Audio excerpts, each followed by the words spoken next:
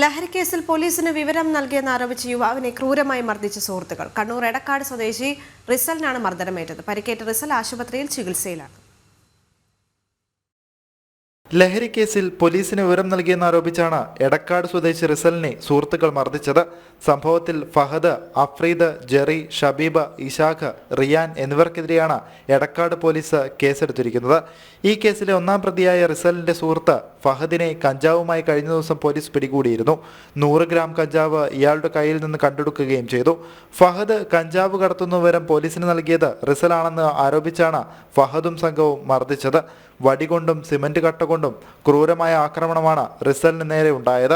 Cement കട്ട കൊണ്ട് തലയ്ക്കടിച്ചു കൊലപ്പെടുത്താനുള്ള ശ്രമമായിരുന്നു എന്ന് പോലീസിന്റെ എഫ്ഐആറിൽ പറയുന്നു. അതേസമയം സംഭവവുമായി ബന്ധപ്പെട്ട് 4 പേരെ എടക്കാട് പോലീസ് അറസ്റ്റ് ചെയ്തിട്ടുണ്ട്. അക്രമത്തിൽ പരുക്കേറ്റ റിസൽ പരിയാരം മെഡിക്കൽ കോളേജിൽ ചികിത്സയിലാണ്. ജനം, കണ്ണൂർ.